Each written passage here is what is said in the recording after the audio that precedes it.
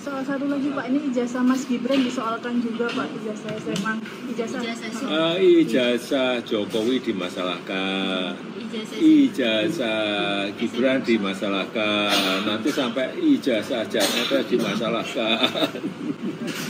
Ya tapi apapun ikuti proses hukum yang ada, ya kita semuanya kita layani. Kalau melihat ijazah yang sekarang dipermasalahkan ini, apakah juga masih ada orang besar yang ini? Ada orang besar masih ada kaitannya sama? Ya ini kan tidak hanya sehari 2 hari, sudah 4 tahun yang lalu sudah ada itu.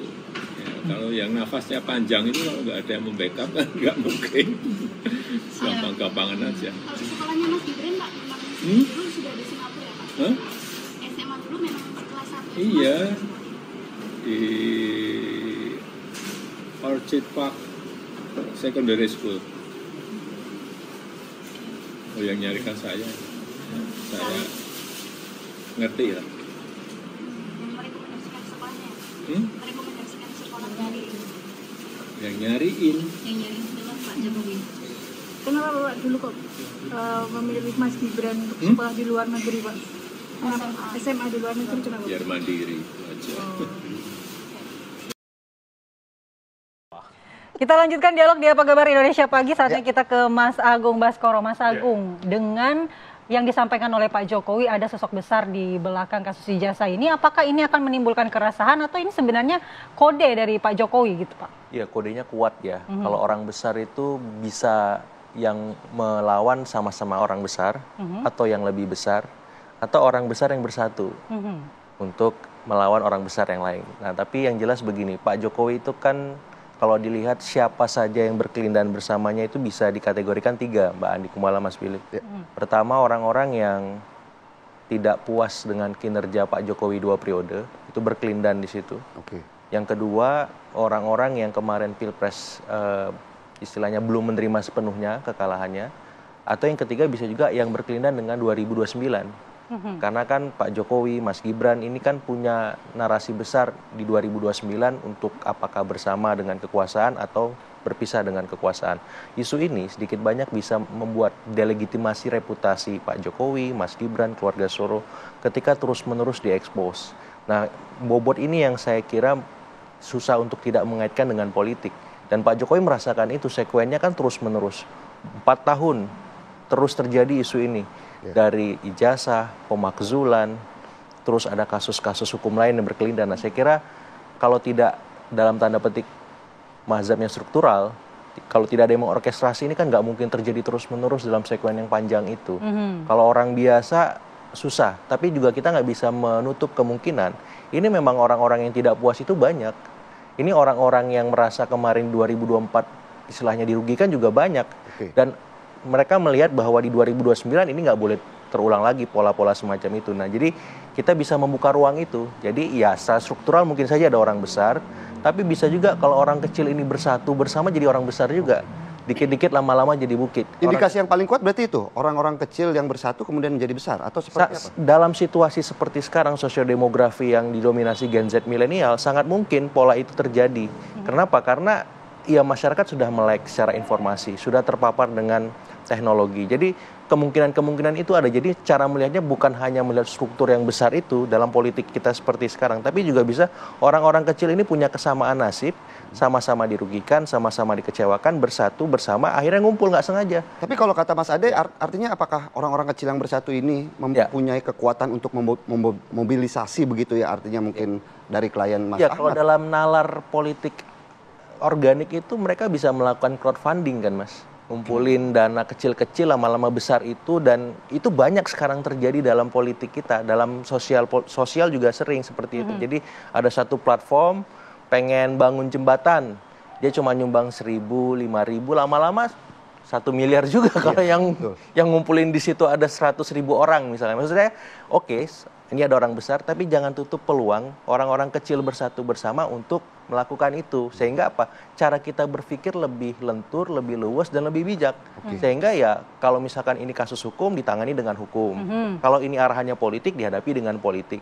Nah kalau membuka semua arena ya silakan aja hadapi itu. Tapi kan konsekuensinya besar. energinya, waktunya, budgetnya, dan seterusnya. Dan saya kira itu kembali ke Pak Jokowi dan keluarga seperti itu. Tapi Mas Agung, terkadang tuh kasus hukum yang kental dengan aroma politik lebih besar dampaknya daripada kasus itu sendiri. Kira-kira dampak apa sih yang diharapkan? Ya, kalau saya melihat ini kan tujuan antara sebenarnya. Tujuan strategisnya pertama ya tadi ada mendelegitimasi keluarga Solo. Ya suka atau tidak, Jokowi efek itu kan masih berefek. Kalau terus-menerus diserang, ini efek endorse-nya di 2029 akan melemah. Satu. Yang kedua, ya suka atau tidak, kalau Mas Gibran-nya nggak terlalu seksi secara elektoral, akan sangat susah bagi Pak Prabowo untuk mengajak lagi Mas Gibran ataupun keluarga Solo untuk terlibat di 2029. Apalagi secara historik belum pernah ada wapres 2 kali diajak oleh presiden yang sama untuk maju dalam politik kita. Nah itu kan tantangan besar buat Mas Gibran dan Pak Jokowi keluarga, gimana caranya supaya Mas Gibran ini menarik dan dilibatkan lagi di 2029. Nah yang ketiga yang memisahkan ya keluarga Solo dengan keluarga Hambalang, karena itu ujungnya supaya apa? Supaya ya tadi arahan untuk membuat delegitimasi Pak Jokowi, Mas Gibran dan keluarga Solo itu bisa tercipta, karena kalau terlalu dekat dengan Hambalang, poros-poros yang lain akan dirugikan. Ya apakah Cikeas, Tuku Umar, Ciganjur, Cendana dan Lebak Bulus dan seterusnya seperti itu. Oke, mungkin Mas Bang Ade bisa tanggapi nih. Jadi kalau saya melihat Bang Agung tadi menanggapi bahwa kemudian ini adalah political will ya. Artinya ada sesuatu politik yang kemudian ini menggoreng dari 2-4 tahun yang lalu hingga saat ini. Saya rasa kalau kita berpikir bahwa ini bagi misalkan kalau saja ada yang membackup nih, ya kan? Ya saya cuma memberikan pesan politik saja bahwa jangan masuk ke ranah hukum, tetapi kalau Anda pengen berkontestasi di 2029 nanti, ya dah. Marilah kita berkontestasi secara sehat. Bahwa kemudian mengungkap sesuatu yang tidak pasti seperti jasa palsu, kalau menurut Profesor Jimli, bahwa itu norak. Udah nggak zaman gitu loh. Nah saat ini, political populis, ya itu bisa meraup suara. Nantinya di 2029. Tapi bisa saja ini kan sebentar, mata dua begitu Mas. Ya, tetapi saya memperhatikan bahwa politik populis ini tidak dilakukan oleh semua jargon atau semua orang-orang besar yang dikatakan tadi Mas Agung gitu loh. Jargon ini justru saya memperhatikan agak alergi untuk politik populis. Nah, ini yang saya sayangkan gitu loh. Kalau memang kita mau melihat rakyat kita, karena apa yang dilakukan Pak Insinyur Joko Widodo dari dia mulai kontestasi, bahwa sentuhan langsung kepada rakyat, ya itu dirasakan betul dari 58% tadi. Bahkan di 2000 berapa itu Trayes Politik melihat bahwa ada pemenangan itu di 74, sekian persen kan. Nah inilah yang saya katakan, marilah kita berpolitik kalau ini memang mau dilakukan secara politik, tetapi tidak justru menjatuhkan untuk mengganjal calon-calon lain, karena kami tahu bahwa memang Mas Gibran saat ini adalah representasi dari kaum Gen Z, gitu loh.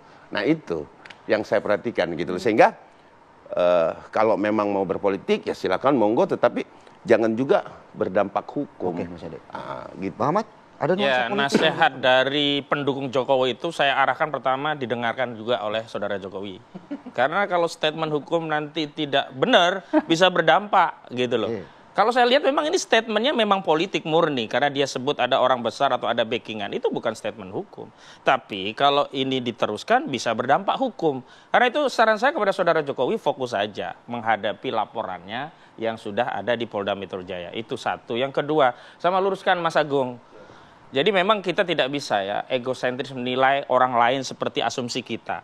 Misalnya masalah sumbangan dan sebagainya. Saya ingin tegaskan sejak awal kami menangani Roy Suryo itu bahkan secara tegas melarang mengedarkan rekening donasi. Karena apa? Kita tidak mau ada fitnah. Yang kedua, kalau diedarkan rekening donasi ya, sistem perbankan kita itu hanya memberikan fasilitas persetujuan untuk mengirim, bukan untuk menerima. Kalau orang ngirim ke transfer ke nomor rekening nggak bisa kita tolak, sehingga nanti duit dari narkoba, dari korupsi, kenalah kita TPPU, kacau gitu loh. Makanya nggak ada ini namanya crowdfunding, bahwa di antara kami mengeluarkan anggaran, iya saya mengeluarkan bensin, bayar itu, iya, tapi tidak kemudian dianggap itu ada orang besar. Tapi kalau nanti di balik ini ada orang besar yang memang menjadi seteru politik Jokowi memanfaatkan situasi ini, ya silakan, itu urusan mereka. Jangan kemudian digebiah uyah, digeneralisir. Kita kemudian kena getah dari statement saudara Joko Widodo. Satu hal lagi, sebenarnya kalau persoalan ini kemudian dibawa di 1365 KUH Perdata dengan mengatakan bahwa ada perbuatan melawan hukum, sah, karena itu memang mekanisme hukumnya demikian, dan pengadilan menerima loh perkara ini. Kecuali pengadilan menolak, terus dia ngeyel, pengen terus mendebat saudara Joko Widodo terkait keabsahannya, ya itu kan berarti yang salah adalah orang yang ngeyel. Pengadilan menerima, ada nomor perkaranya. Dan satu lagi, sebenarnya kalau ingin ini sederhana dan tidak berdampak luas, ya saudara Jokowi tunjukkan ijazah asli. Tunjukkan ijazah asli. Sebelum ke Mas Agung, saya mau ke Mas Ade. Mas Ade mungkin ada sedikit tanggapannya. Mas Kosim mengatakan bahwa jangan sampai iklan loh Mas. ya, kalaupun nanti ada yang masuk ke dalam menorkestrasi atau memanfaatkan momentum ini, itu sah-sah saja kan begitu tuh. Nah, ini jangan sampai menjadi iklan juga. Bukan sah-sah saja. Maksud saya itu urusan yang lain, jangan digeneralisir loh. Kita sedang berjuang kuat-kuatan melawan masalah ini, kok digeneralisasi ada backingan. Kan kita jadi kok sedih sekali, kita sebagai bagian anak bangsa ingin membersihkan legasi negeri ini dari tuduhan pernah dipimpin oleh seorang presiden yang berijazah palsu 10 tahun, kok tiba-tiba dianggap menjalankan agenda orang besar. Kan sakit kita. Mas Agung, apakah otomatis itu terbantahkan kalau pernyataan Mas Ahmad seperti itu? Gini, ketika kita membahas isu pemakzulan dan ijazah, kita lupa bahwa Jokowi ini punya jasa 2 periode. Misalkan lewat infrastruktur. Kita nggak pernah bahas itu lagi sekarang di ruang-ruang publik kita. Top of mind publik sekarang ketika ngomong Pak Jokowi, warga Solo, itu ijazah atau pemakzulan. Nah, infrastruktur kan lumayan masif ya. Kemudian yang kedua, misalkan beliau punya legacy, ya beliau suka turun ke bawah. Itu kan jadi trademark bagi semua politisi. Bahwa belusukan itu gaya berpolitik untuk merangkul suara di grassroots. Nah, saya kira itu positif juga. Yang ketiga, beliau juga bisa dilihat sebagai salah satu pemimpin yang dari level bawah bisa meretas jalan, walaupun di ujung ketika Mas Gibran maju ada problem etik di sana. Sehingga saya melihat kalau misalkan kita mau mendudukkan persoalan ini secara objektif, mestinya kan ada plus, ada minusnya. Bukan hanya minusnya aja nih, gitu. Nah, saya berupaya di sini bahwa semua kepala negara kita, presiden kita itu punya sisi-sisi itu. Nah, ketika kita mengekspos salah satu sisi, otomatis ada yang diuntungkan dan ada yang dirugikan. Walaupun Pak Ahmad bilang kita fokus berjuang, kita fokus membawa isu ini supaya publik tahu, duduk persoalan soal ijazah, nggak ada masalah. Tapi Pak Ahmad dan teman-teman harus memahami juga di politik itu tidak bisa semuanya bergerak seperti hukum. Kacamata kuda, fokus di situ menyelesaikan masalah hukum. Ada yang kemudian berkelindan di sana, ada yang merasakan efek dan eksesnya juga, dan itu harus ditempatkan kalau dalam politik sama pentingnya dengan persoalan hukum sendiri. Kenapa? Karena efek politik itu kadang lebih terstruktur, sistematis dan masif bahasa MK. Tanpa sadar di sisi Pak Jokowinya juga, di sisi para pendukungnya dan di sisi kita sebagai masyarakat. Karena apa? Saya berharap isu ini bisa mencerdaskan publik secara keseluruhan.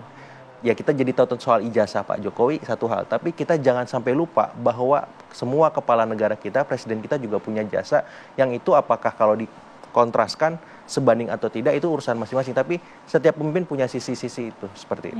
Tapi Mas Agung, apakah Pak Jokowi ini kan dalam pernyataannya tidak hanya mengungkapkan bahwa ada sosok besar di baliknya. Beliau juga mengatakan bahwa kami siap melayani apapun gugatannya. Apakah Pak Jokowi sudah yakin siapa sebenarnya sosok yang dimaksud? Ya, beliau presiden 2 periode, pasti punya informasi yang cukup solid ya dari semua matra.